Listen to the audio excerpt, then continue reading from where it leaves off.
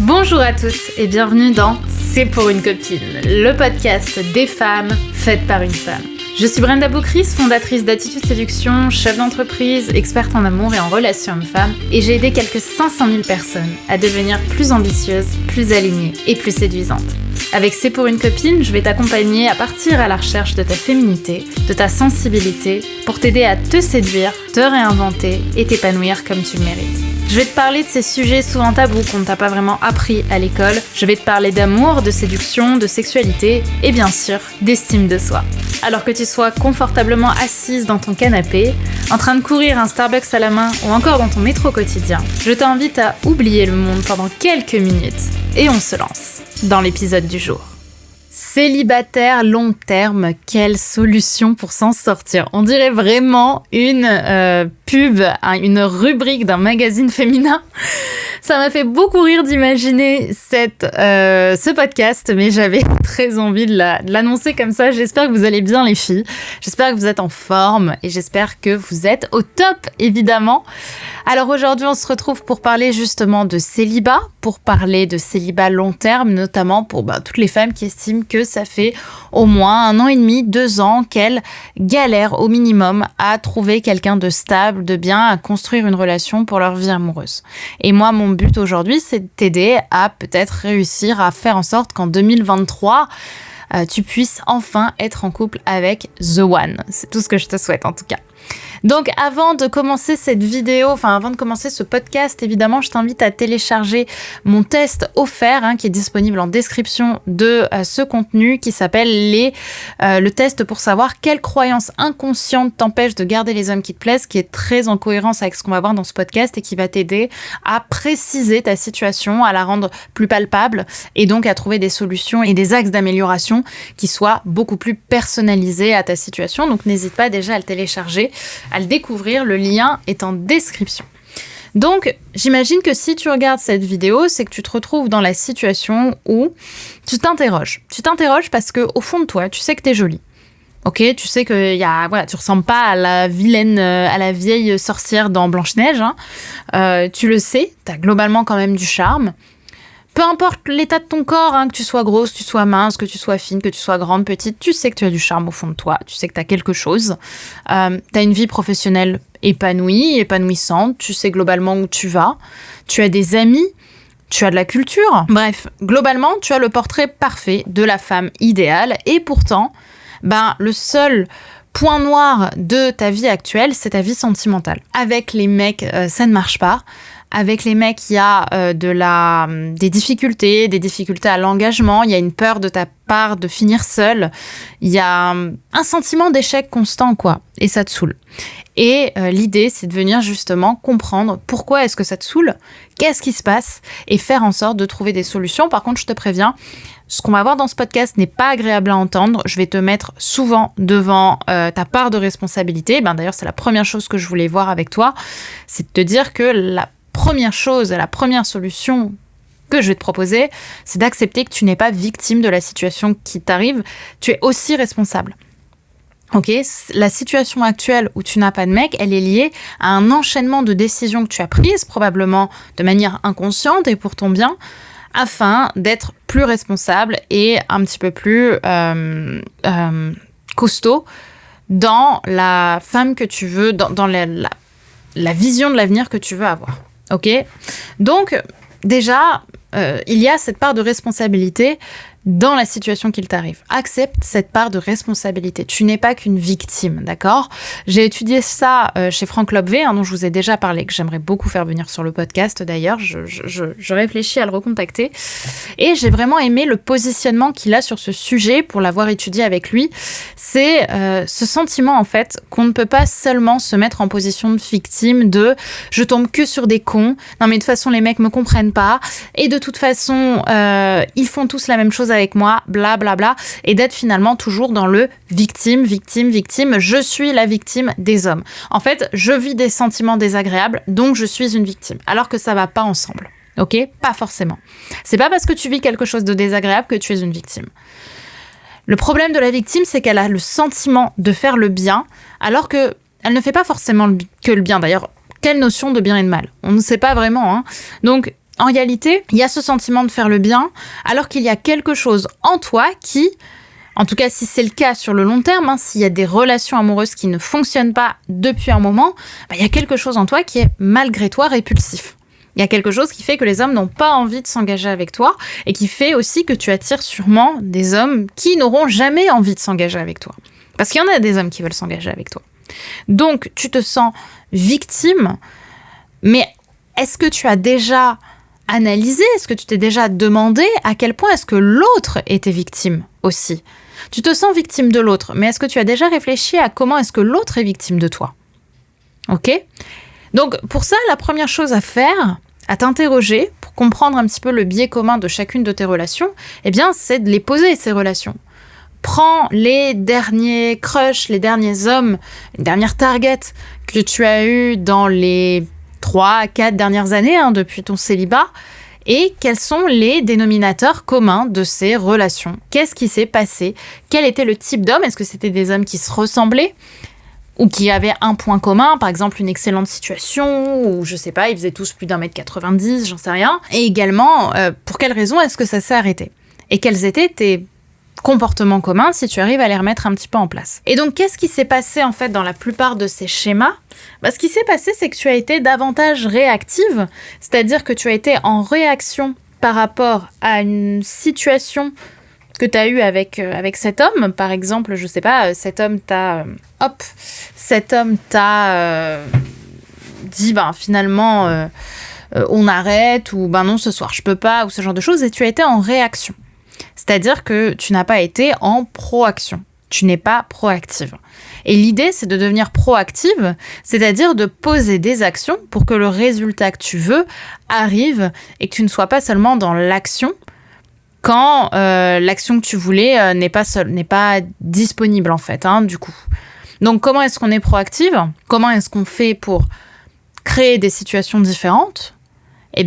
Par cette fameuse phrase que j'aime beaucoup, qui est « Pour avoir ce que tu n'as jamais eu, tu dois faire et être ce que tu n'as jamais fait et été ». Donc, par exemple, et c'est pour moi l'une des grandes solutions que tellement de personnes devraient écouter, et vous allez voir que ça va être extrêmement paradoxal du fait de cet exercice, c'est que si tu es une pro, par exemple des podcasts ou des vidéos de séduction, que tu es dans la stratégie, par exemple la dernière fois j'ai une femme au téléphone qui m'a dit « J'aimerais bien avoir une stratégie pour le séduire ». Stop, on arrête ces conneries. Pourtant, Dieu sait que j'en ai fait des stratégies, je sais de quoi je parle, et vous connaissez mon passé sur YouTube, etc. Mais je pense que je suis arrivée au bout de ça, parce que j'ai bien compris que les stratégies, les discussions, machin, c'est génial. Mais en fait, le problème, quand t'es dans la stratégie, quand t'es dans le podcast, quand t'es dans des vidéos de séduction ou de développement personnel, je parle même pas de séduction à la Brenda Boucris, je parle même que du pur dev perso. Tu vois, tous les matins, t'écoutes tes petits podcasts de développement personnel. Mais en fait, ce qui se passe, c'est que toutes ces discussions, tous ces contenus, c'est génial, mais à force, ça te force à être dans ta tête. Au final, ce qui se passe, c'est que tu déconnectes de ton monde émotionnel. Tu déconnectes de ta vulnérabilité pour rester dans l'intellectuel. Tu instrumentalises ce que tu penses. Tu vois ? Tu commences à conscientiser, à instrumentaliser tout ce qui se passe dans ta tête. Et en fait, en faisant ça, tu t'interdis de les ressentir. C'est d'ailleurs souvent pour ça que aucun mec te correspond, en fermeture des guillemets, chaque fois que vous commencez une histoire. Chaque fois que tu commences une histoire et que tu te dis « Oh là là, red flag, attention, catastrophe, il a fait ça, oh, non, c'est pas possible !» Pourtant, ce mec t'aime, tu vois ? Parce que justement, en fait, ce qui se passe, c'est que t'as tellement écouté de formations, t'as tellement écouté de vidéos, t'as tellement écouté de podcasts, que dans le podcast, dans les vidéos, dans les formations, faut le dire, tout est lisse, tout est net. Il n'y a rien qui sort du cadre, en fait. Tu vois ? Ça déconnecte de l'être. T'es constamment dans la réflexion. T'es constamment dans l'intellectuel. Alors même si tu fais de ton mieux, évidemment, je sais que tu fais de ton mieux pour être dans l'être, et je sais que tous ces exercices que tu fais, pour toi, au plus profond de toi, c'est quand même une bonne manière d'avancer. Mais en réalité, ça te déconnecte de toi. Tu n'es plus à l'intérieur de toi. Tu es seulement dans ta tête. Alors que justement, The One, il va pas tomber amoureux de toi parce que t'as une checklist, tu vois, parce qu'il a une checklist, lui, tu vois. Il va pas tomber amoureux de toi parce que intellectuellement, t'as ça et t'as ça. Non, The One, il va tomber amoureux de toi pour tes failles, Tout comme toi, encore une fois, si tu commences à vouloir une relation parfaite, à vouloir la relation des podcasts de développement personnel, tu risques de te mettre le doigt dans l'œil parce que même si je fais du mieux que je peux, moi et énormément de créateurs de contenu sur Internet, on fait du mieux qu'on peut pour vous montrer les failles de l'évolution et de l'avancée de soi, il y a quand même un monde entier, faut le dire, il y a quand même un monde entier entre ce qu'on essaie de montrer et ce que vous recevez. Et malheureusement, souvent, l'intention derrière le podcast, c'est d'être dans sa tête et de s'améliorer en intellect et pas dans l'être. Donc, qu'est-ce qui se passe ? En fait, on reste, du coup, par le biais de toutes ces formations, de ces discussions, on en fait trop. On reste dans le monde mental. Et du coup, qu'est-ce qui se passe si tu veux rester dans ton monde mental ? C'est que tu veux rester à l'intérieur de toi, là où il y a la sécurité. J'entends pas à l'intérieur de ton corps, j'entends à l'intérieur de ta tête. En fait, en réalité, on sort de la sécurité en amour, pour être sincère avec vous, en fait. En amour, il n'y a pas de sécurité. Il n'y a pas de sécurité comme la sécurité qu'on a à l'intérieur de nous, où on peut contrôler, on pense qu'on peut contrôler ce qui se passe. Tandis que l'autre, dans l'amour, on lui donne du pouvoir, car on se montre vulnérable avec lui. Et à partir du moment où on lui donne les clés de notre cœur, il peut en faire ce qu'il veut. Il a du pouvoir sur nous.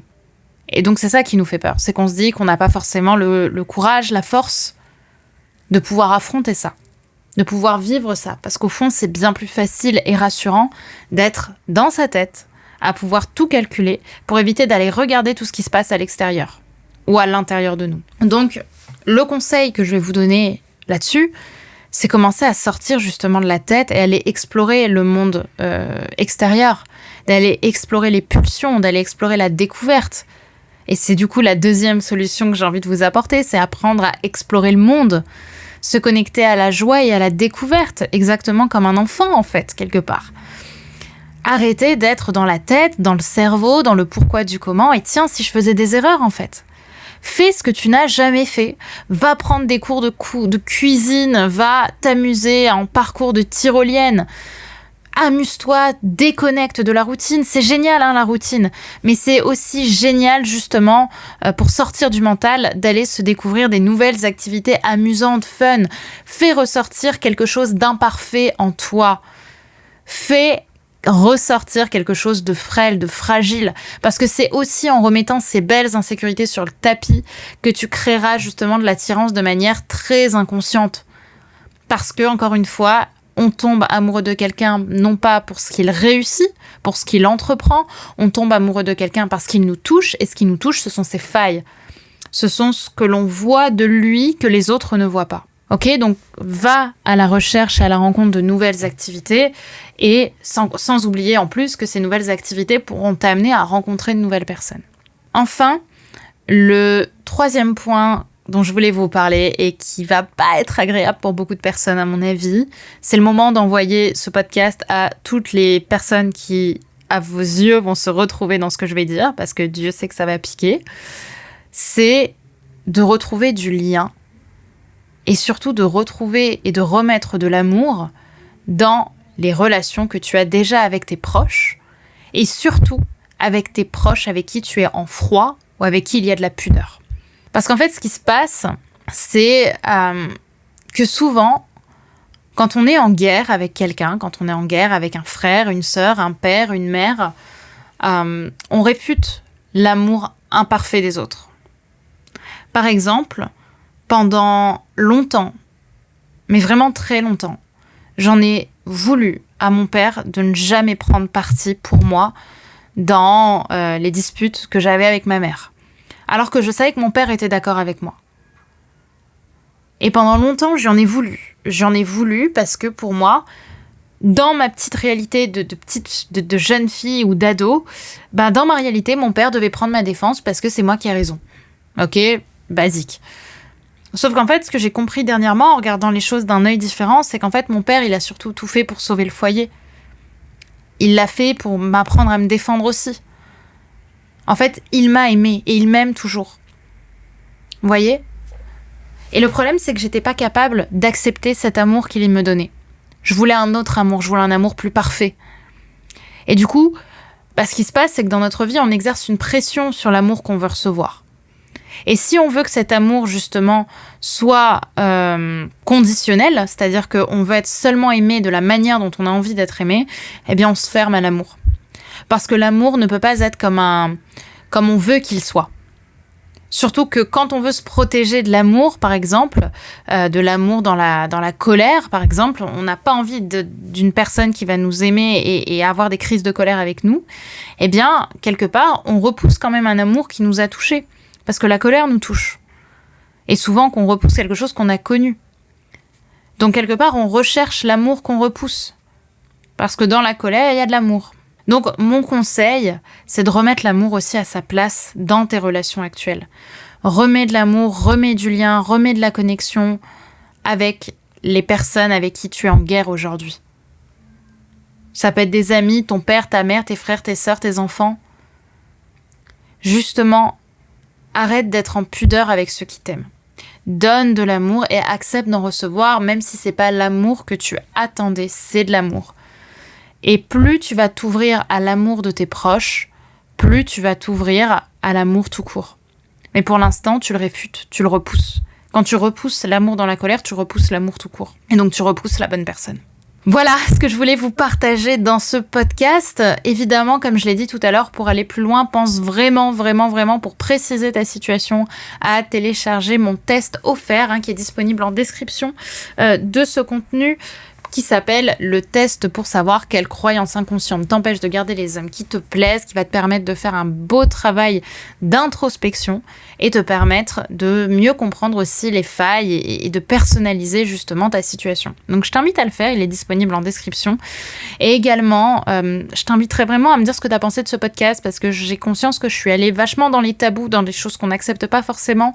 Et j'avais envie de le faire depuis longtemps, parce que je sens que c'est aussi ça qu'il est important de remettre un peu l'église au milieu du village et de parler des choses, de parler des vraies choses, d'arrêter de simplement être dans ce qu'on veut écouter, de ce qu'on veut entendre. Je pense qu'il faut être secouante, en fait, pour réussir. Je pense qu'il faut être secouante, qu'il faut aller là où vous avez aussi besoin d'aller, et c'est aussi mon rôle, et c'est aussi ce que je fais avec l'école Femmes d'Exception, c'est aussi ce que je fais pour que vous soyez plus responsable et plus aligné dans votre vie. Voilà.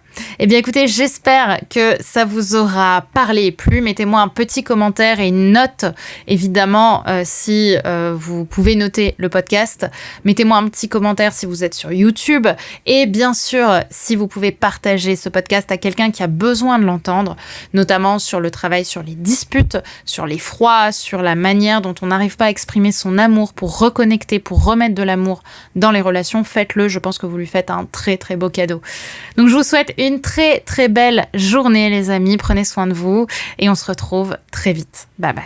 Et voilà, c'est déjà la fin de cet épisode, de notre épisode du jour. J'espère qu'il t'aura plu et qu'il t'aura séduite. Si tu aimes ce podcast, n'oublie pas que la meilleure façon de me le dire, c'est d'y mettre 5 étoiles, de le recommander autour de toi et de me partager tes jolis commentaires. Ça me fait toujours énormément plaisir de pouvoir vous lire et de pouvoir voir un petit peu à quel point tout cela fait sens pour vous, fait sens pour toi. Je te remercie d'avoir regardé ce podcast. N'oublie pas de t'abonner si ce n'est pas déjà fait, puisque je vais t'en publier très prochainement. Donc je te dis à très vite pour un prochain épisode, et n'oublie pas que tout ça, c'était juste pour une copine.